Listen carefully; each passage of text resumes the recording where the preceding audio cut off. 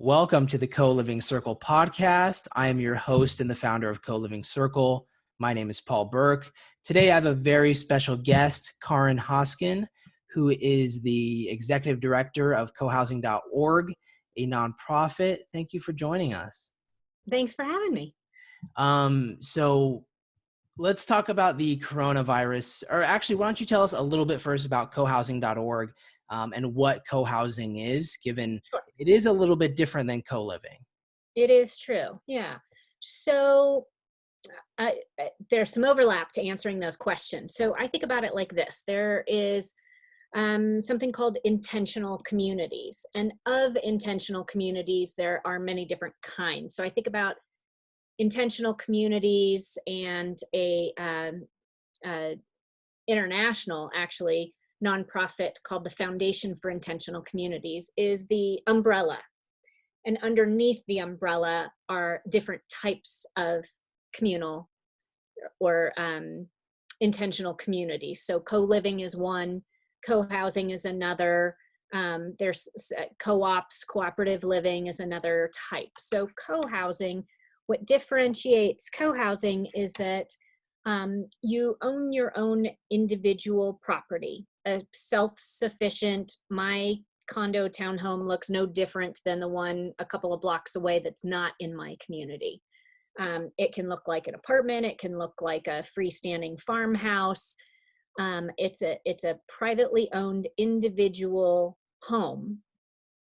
And the community then has shared property or shared spaces that we all share. So we have a large, we kind of joke about it. It's like a clubhouse for suburbia, but our clubhouse is very fancy and well used. It's not like that kind of funky, smells funny that people use once a year clubhouse in a lot of suburbia. But our common house gets used every single day. We have a large kitchen, a dining area, laundry room, several kinds of shared spaces, and then shared property as well. So the privately owned, in addition to shared spaces, is one of the general characteristics of co-housing. Another big one is that we're self-managed. So most co-housing communities are structured legally as some sort of HOA, whether it's a condo or freestanding home, but it's legally structured like an HOA, but we are self-managed. So we are our own board of directors. We have our own governance system that we make decisions and get through managing ourselves with. So the organization, the association that I work for, the Co-Housing Association of the US, is a national nonprofit, and our mission is to educate and advocate to create more co-housing. We really believe that the more people that know about it, the more people that would want to live this way of life. And so we're working hard on just spreading the word and teaching people about what it's like experience, like when you're living it and experiencing it, and then also how to create it. Got it. What drew you into co-housing? How did you find out about it and decide that this is something you care deeply about? Yeah. So personally, my personal story is I had a business partner and we ran our business out of her home office. And when we were working together, I would notice that I would travel out to her neighborhood, which is about 20 minutes away from where I currently am, and park my car in the little parking lot and walk into the neighborhood and walk down this street, or excuse me, this sidewalk to her home and around the back to the office entrance.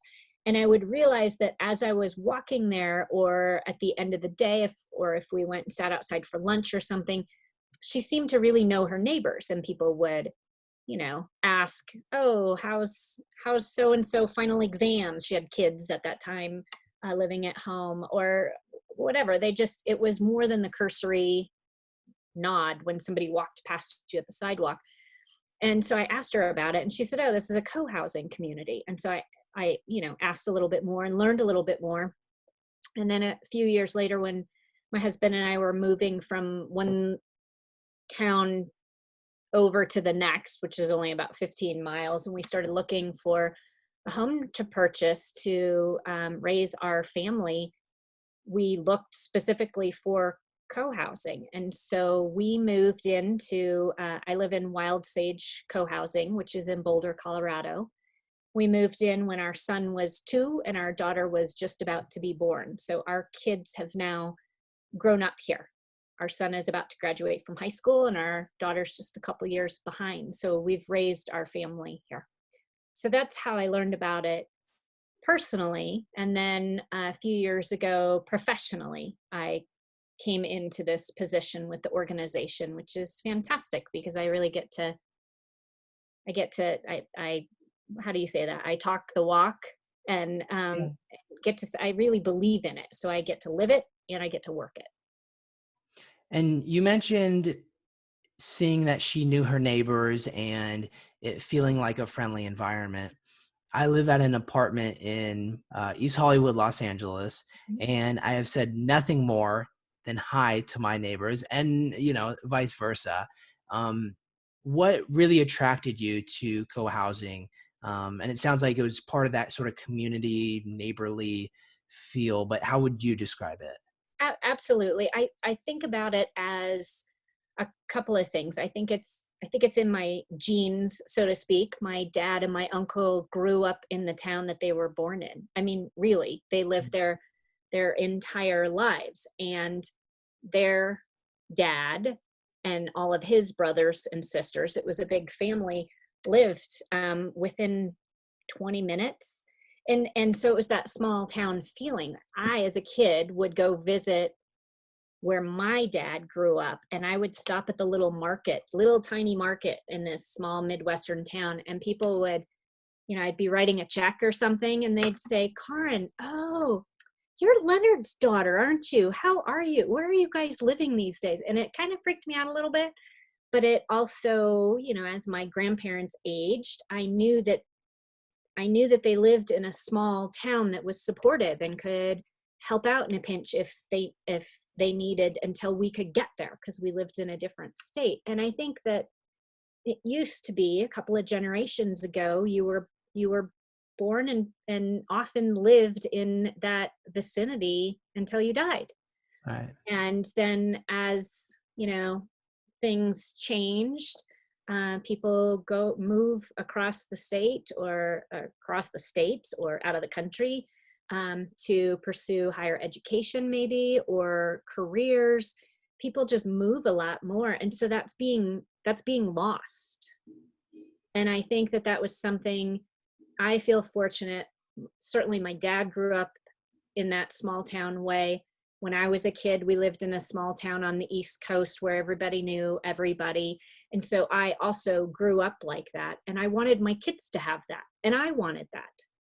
I like the fact that sometimes it takes me a half an hour to go check my mail because I, stop and color on the sidewalk with this neighbor kid because my kids aren't little anymore. I don't get to do that.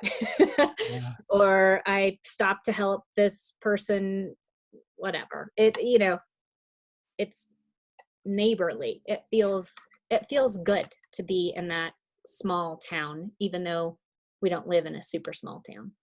Yeah. So you mentioned intentional communities, and this is definitely learning for me. So I appreciate all the knowledge you're about to share. So under that umbrella is co-living.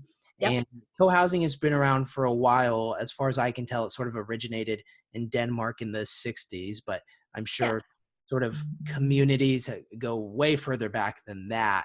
Absolutely. Yeah. Sharing things and all that. What is your take on co-living, which is much newer and, it's not necessarily designed for people to stay there for long periods of time. A lot of times it's transitional housing or whatnot. What do you make of co-living? I think it's a brilliant concept. I think any kind of communal living is good for us as human beings.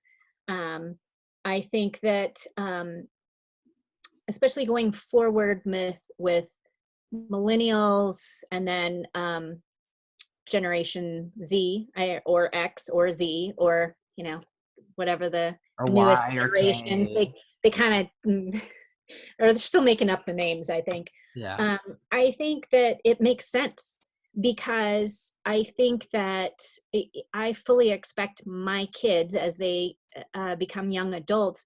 I don't, as much as I would love for them to be here, and they would love to be here, it's a great place to live.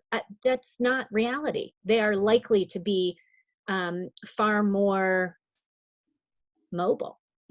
Their work might take them here for a year or two and then there for a year or two. I think that's just kind of how things are evolving to. And I don't think that that's a bad thing, but I do think what what you do miss with being that kind of transient is having community. And Mhm. so I think things like co-living can kind of meld both concepts. It's like, okay, reality is you're only going to be here for a year or two and then you're moving somewhere else. But also reality is if you can have a community, kind of an instant community in that short term, how great is that? Yeah. One thing I was thinking of, and I like sports, so I'm big into rivalries. And I don't want to pit any rivalries here, co-housing versus co-living. But there's certainly something about co-housing that feels very natural and organic, um, and not really based on commercialism. Mm, Whereas this is not, there's not to say there's anything wrong with these companies, because ultimately, we're working with some of these companies, and I don't think there's anything wrong with what they're doing, but it's much more commercialized. mm, In fact, that they've raised money from venture capital companies and really trying to create co-living across the country. mhm. um, do you feel like that waters it down, or does that just more reflect the reality of people being more mobile and just business wise, you have one thing that works and you scale it? That's Mhm. how a lot of things work. What do Right. you think about that? Yes, to all of those ideas. I think I- the co-housing association is, kind of goes back and forth between wanting to uh, protect the definition of co-housing, but also realizing that things do change and evolve. And if we want to stay in the game, if we want co-housing to continue, then we need to change and evolve as well. Uh, Mm. our current board president right now really likes to talk about the secret sauce. And that's like his catchphrase. And I fully support that. It fits in so many ways. And so he's really talking about, and us as an association are really talking about, okay, so what is the secret sauce to co-housing? What is it that makes co-housing awesome? What are the characteristics? What is it that we do that makes it different than something else? And how can we identify those pieces and share those pieces out? Like, what is it that we as co-housers and as an organization could share with the co-living world or the co-op world, Hmm. and vice versa? Absolutely, because there's lessons to be learned both ways, right? So I see it as, again, I really see it as it's different forms of intentional community living, and different things work for different people. And so it's finding the right fit and guiding somebody the right direction, and being able to take those bits and pieces from the different types of intentional communities and explore them in different types of settings. So it's more complementary than it is rivalry. I think so. Sorry to burst your bubble. I miss sports so bad. That's what it is. I'm just trying to pick a fight between you two, even though there's no Sorry. fight. I'm not going to give it to you. Sorry. Dang it. Okay, so let's just from a high level, you sort of touched on it, but what are the main differences between co-housing and co-living? So, right. So, some of the big things is my understanding, and co-living evolves as well. So, but my understanding is the current kind of conceptual structure is that it's often urban. Um, whereas co-housing is urban or rural. It's kind of all over the board. There's super urban communities and super rural communities. Co-living tends to be rental based, and so somebody would be renting their personal space, and and which their rent goes into shared space as well. Whereas typically with co-housing, it's owner occupied, though there are certainly rental units in the co-housing world, but it primarily is owner occupied. And co-living is, my understanding is it's evolved a little bit in that at first it was, you had private space, but your shared space were things like the kitchen and the living room, that kind of thing. But I believe that it's evolved a little bit so that some of the co-living projects might be self-sustaining apartments, if you will, that do have a kitchen and a sitting room space in addition to the shared space. Whereas co-housing is always I always hate to use the word always or never, but it is true. Co-housing, you always have a self-sustained unit in addition to the shared spaces. Got it. That's my understanding. What's yours? Well, that was perfect. I don't even want to try to top that, but my understanding is, like you said, for co-housing, you guys have private homes, really, but there's a lot of shared spaces, and it's just intentional of how you live and interact with neighbors. Whereas co-living very much varies at this point, and I don't know if that's because it's a lot are independently owned and sort of more businessy, where you're trying to find a niche, whereas co-housing, it seems like there's not as much business incentive or interest there. Tell me if I'm wrong. True. That's true. Yeah. So that is the main difference I see. And then I guess one other thing would be demographics wise. Co-living is in a lot of ways tailored to, I guess, young single 20s in urban areas. Yeah. Co-housing seems like it's, I guess, more geared towards families. Does that sound right? I would say that that's on the whole true. Families at various stages. And then we also have a lot of interest in senior co-housing communities, which are sometimes age restricted, sometimes not legally age restricted, but they're marketing towards quote unquote seniors. So I think that is true.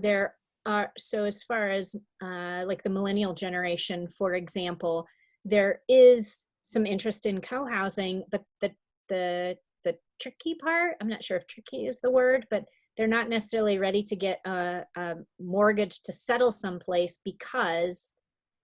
often because of their career is not so set right there. Does that make sense? Totally. But we are absolutely seeing interest in millennials, and we're seeing interest in millennials as far as saying, oh, I'm pretty sure I'm going to stay around here for a while. And when I am ready to start my family, this is where I want to be. Got it. So there's an increasingly amount of interest from millennials. Yes. Okay. Very cool. Yeah. And I think some of that too, I was going to say is, I think geographically, there are more co-housing communities being built in urban areas as opposed to suburban or rural. Like as of lately? Yeah. Oh, okay. Yep. What are some cities in which co-housing does really well? Sure. Well, so if on our cohousing.org website, we have a directory of communities. And if you look at the map, you'll see a large number of communities on each of the coasts, which makes sense because there's more people there, right? Yep. But there are urban communities. There's one in Boston, a couple in Cambridge, one that's relative, and those communities have been there for years. One that's newer is in Capitol Hill in downtown Seattle. That's pretty dang urban. That Um, is. there are communities that are looking at taking old warehouses and renovating them, retrofitting them as the physical structure of their co-housing community. And those are urban for sure. Wow. Yeah, I'm looking at the directory right now, Yeah. and my home state, Washington, looks like we're the leader. Uh, Oh, we you've have, got a, I don't know if I'd say leader. There's your competition right there. Okay. There's your little. yeah, exactly. I'm gonna get competition out of this. Okay, I see You can do that. Yeah. California's number one, but probably per capita, Right. we'll go Washington is number one. And I'll have to say, I'm going to challenge you there a little bit looking at, so Colorado, look where I am. Colorado. Let's see where Colorado's at. 25. We got 25. 25 is a lot. Colorado. That's quite a bit. I have 4 in my town. Wow. In our city, or well, town, city, whatever. I guess technically we're a city. We're at 120,000 and we have 4 co-housing communities here That seems in like town. a lot. Yeah. Well, and I think a part of that is, to be honest, for many people, it's a new concept, right? And so city planners and city council, the people that you got to get by to create something, because you're basically building a subdivision or an apartment building, right? That, or converting to that. And so you have to go through planning departments, and some of them are like, co-housing, what's that? That sounds weird. And why are you all going to chip in for this building? That seems weird. And so a lot of what we do is educate, and we say, yeah, it's not, I don't really live any different. I just know my neighbors, and we get together for dinner once a week, 40 of us. Yep, we do that. Wow. So I think that one of the reasons why there are pockets of having more co-housing communities in Colorado, once one was built, then it was easy to, point the powers that be to say, look, see, there it is, it's successful, and we just want to replicate that here. And they say, oh, okay, sure, you can do that, stamp of approval. So I think that's why there is some pockets of that, not only population densities like I mentioned on the coasts, but then also familiarity of projects. Yeah. One thing I want to go back to is you mentioned senior co-housing. Yeah. I don't know much about that personally, but I think it's a really interesting concept. What is really the difference between more senior co-housing and, like a nursing home? Uh-huh. Uh-huh. Like Sure. what does that look like? Great question. So senior co-housing, people are independently living on their own, just like I am. The difference is that they know their neighbors. They can resource each other. They can support each other. We'll get to the COVID-19 thing, and Mhm. I can demonstrate that a little bit. Whereas if you lived in a nursing home, you are receiving some level of medical care, right? So senior co-housing is a little more, it's closer to senior independent living, where there is no medical care, but they are seniors living together. There's a lot of parallels. There's a lot of similarities. You get together for meals, you get together for card games, you get together for outings in the city. So there's a lot of that. Again, some of the differences is typically with independent senior living, sometimes you own, sometimes you rent, but it is managed by a management company. Mm. And whereas senior co-housing, you typically own your unit and it is self-managed. So Okay. that's kind of the biggest difference, if you will. Yeah.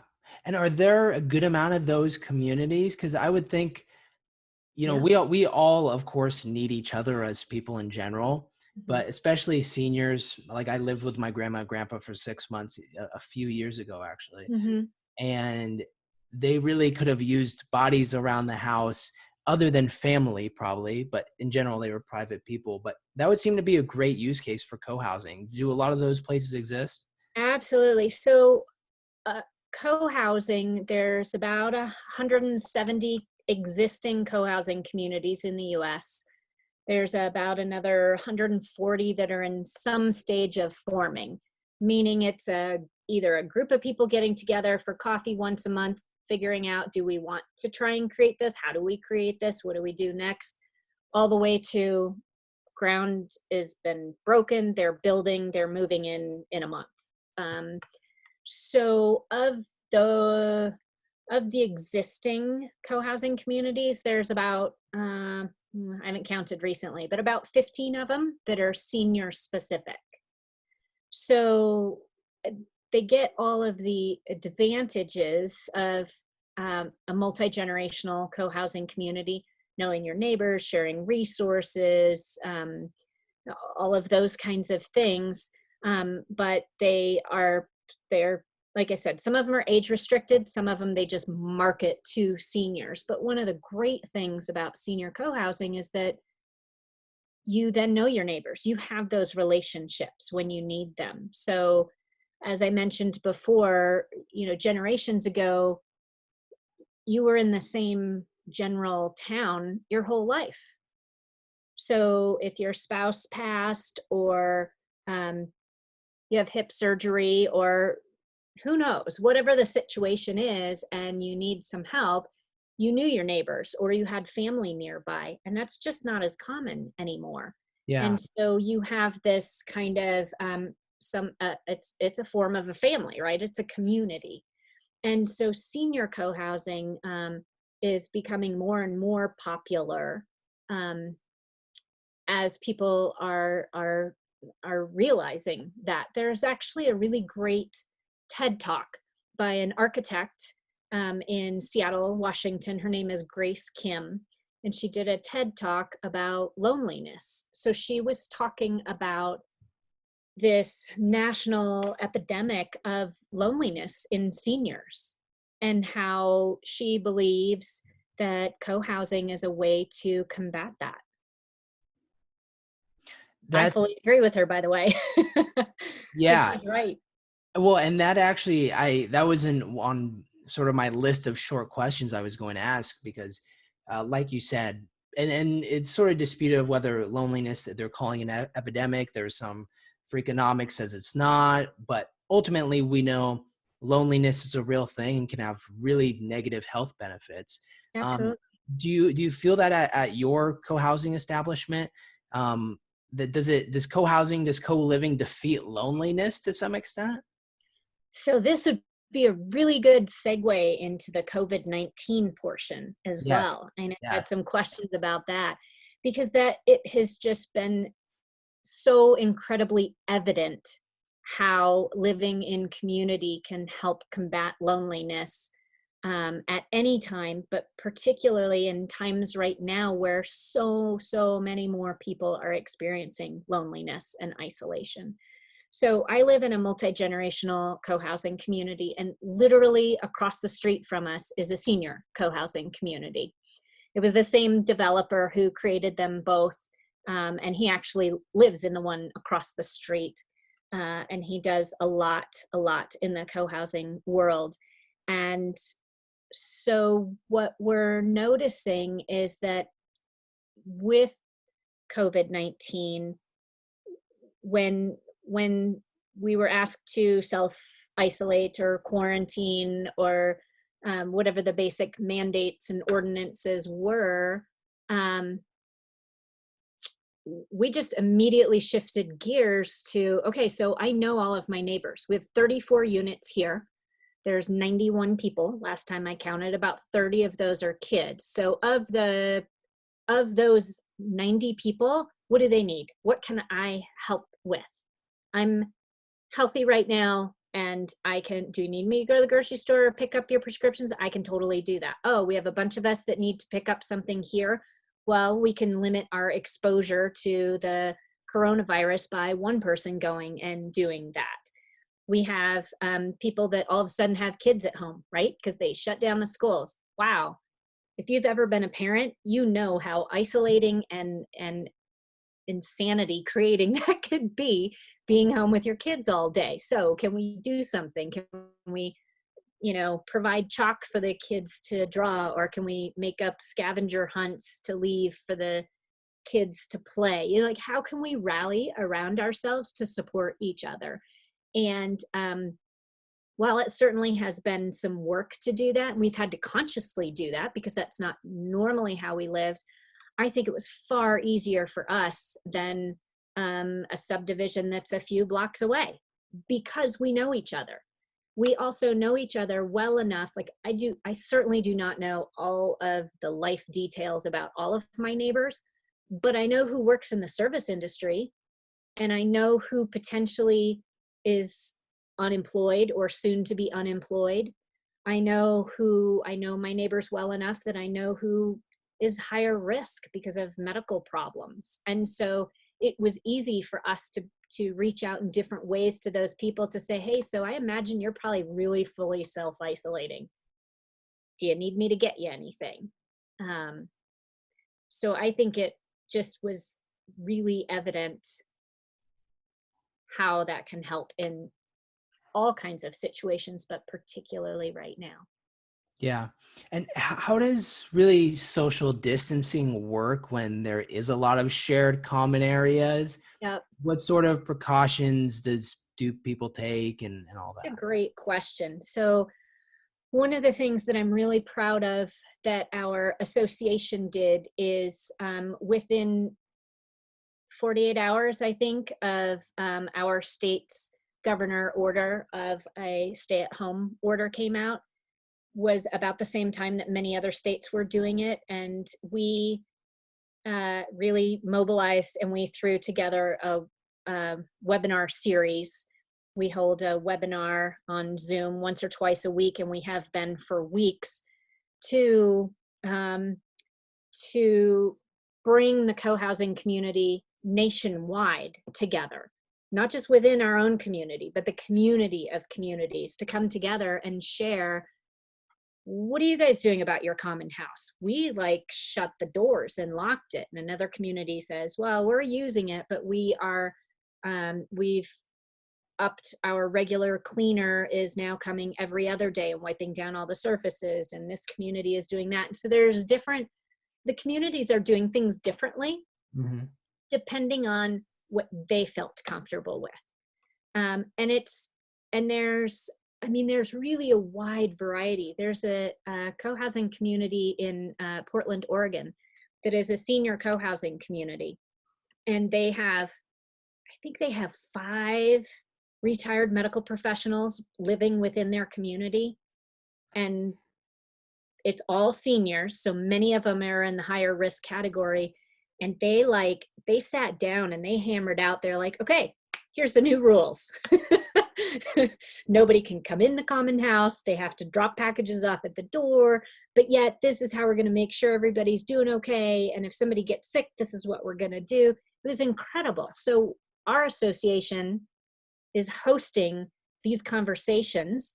Sometimes there's a bit of presentation, but often it's more like conversation prompts, like, what are you guys doing about Easter celebrations came up?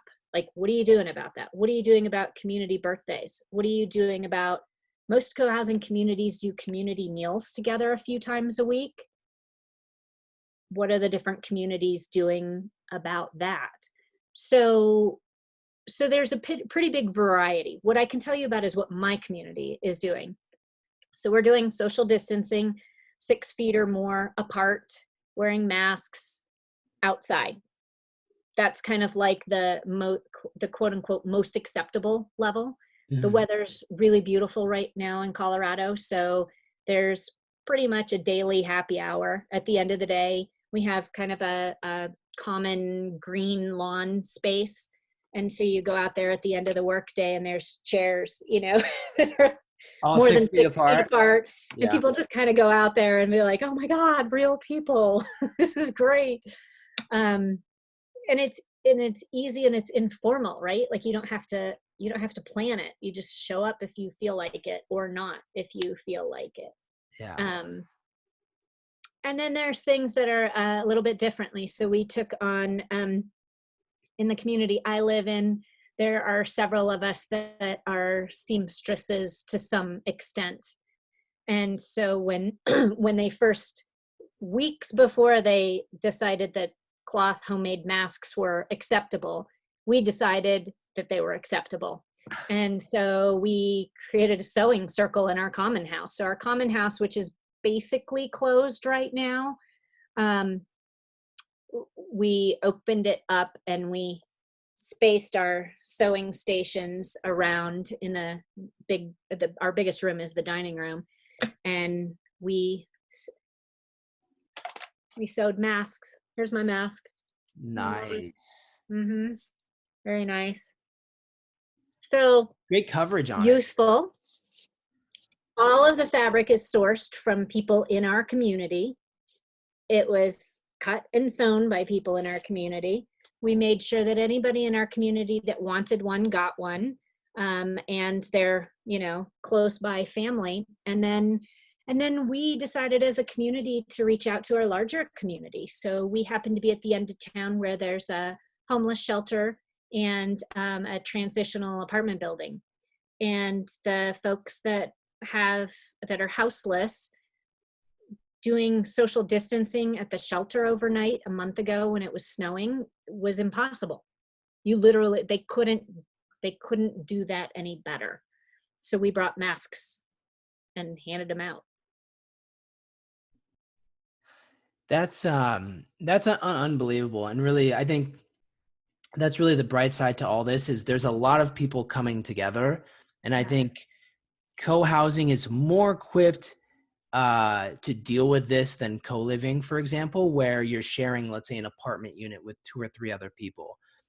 And you have to like wipe down doorknobs and you guys share a bathroom and kitchen and all that. Whereas private space for co-housing, you can still do everything you do. And then the shared space, you wear gloves and you do this. But that's really amazing. And I think speaks to just the great community and intention that co-housing has.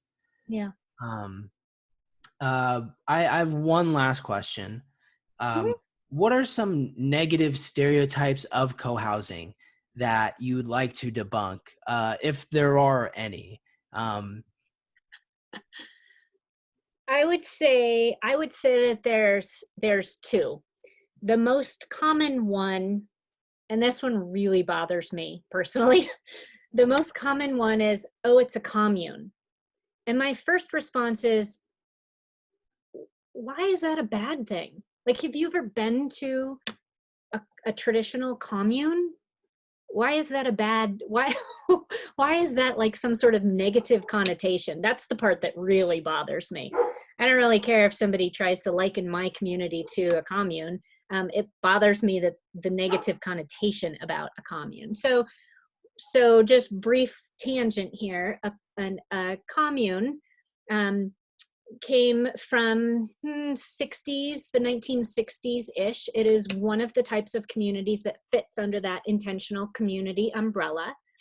Typically, communes are quite conscious about being gentler on the earth, being kinder to one another, being really good about communications and interpersonal reactions kind of skills, and doing things together. Many communes run their own business, like as a commune. They typically are income sharing, and that can look like a lot of different things. But the general gist of it is whatever money is earned goes into a pot, and then it's divvied out appropriately as it's needed. And you agree as a group what that looks like. So that was just a little brief tangent definition. So I think that's the thing that bothers, that's kind of the most common misconception, and it happens to bother me the most.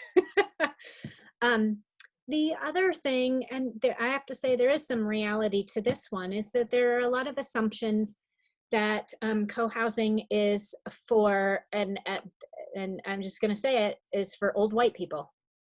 And there is some truth to that as far as creating a co-housing community and financially being able to pool your money to purchase the land, to hire the architect and the project developer, and to create this amazing thing does cost money. It just does.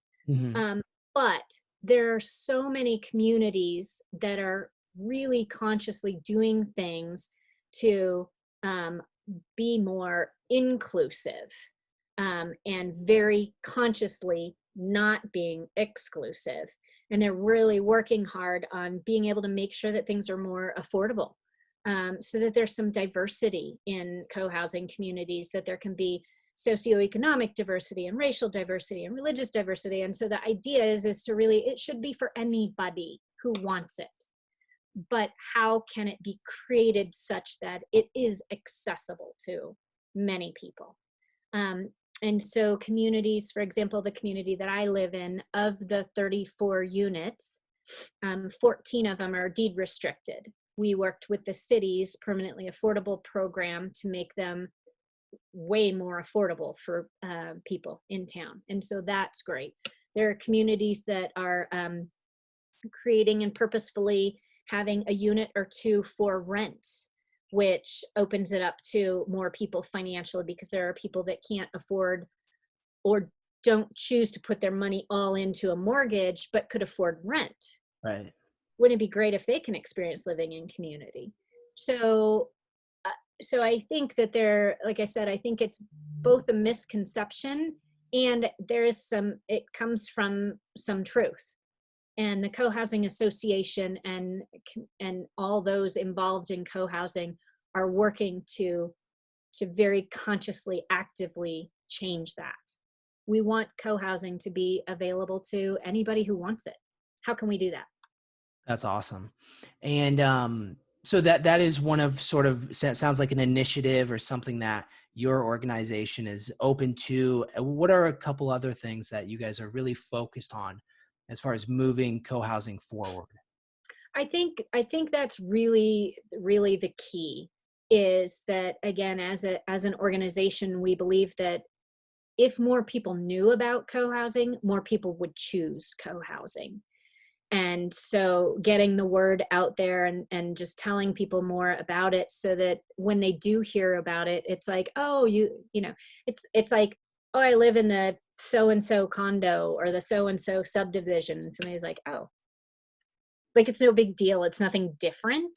Right. But that it is different enough that it's identifiable, that somebody wants that. And then really just doing our best to create more co-housing so that it is available when somebody chooses it. Yeah. I've one point to make on that. So co-living, for example, is spreading extremely fast because Mhm. they've had all this money fueled into it by investors and venture capitalists. Yeah, And sort of like we touched on, co-housing is not so much business interest, not so much true. motivated by that. Um, and that's sort of like, I guess, a trade-off that has to be made or doesn't have to be made either way, but sort of something that, to get more exposure, you have to, uh, I can't find the word, but you know what I mean, right? I do. And so our version of taking that co-living example and how we can improve co-housing is if we have a developer, for example, who's willing to take the financial risk up front to create something, and then bring in the people to create the co-housing aspect, that potentially speeds up the process, for example. Hmm. So right now, how you create co-housing is you get a group of people together, and then everybody kind of has to, chip in to be able to take that first step, to be able to hire the developer, the real estate, to look for the land. All of that stuff takes time, especially when it's just a group of people that are just regular people. Like, that's not what they do for a living, right? And so that slows the process, if you will. Now, the benefit to that, I have to say, is as that process is happening, you're getting to know each other, you're getting to work with each other, you're figuring out how to communicate with each other, and how to, how do you deal with a disagreement? What if this person thinks you should buy this land and this person thinks you should buy this land? How can you come to a consensus, right? So there is a benefit to that. And so that is something that we're paying attention to in the co-housing world, where we have this fantastic developer who may or may not have heard of co-housing, but they're like, oh, okay, well, here, I'll take this piece of property and I'll build the neighborhood, and then you all can turn it into co-housing. Not so successful. Mm. But if that group of people interested in co-housing can be a part of that developer from the beginning, together they can create something, and that could happen a little bit faster, but yet you still get the relational part, because that's really what co-housing is all about, is the relationships. The buildings, there's some general ideas about how we like to create a co-housing community that works well, but really it's the secret sauce. It really is. That's the perfect way to end this. That's it. That is the secret sauce. It's not about the building, although there is some importance to that. It's about the relationships. It really is.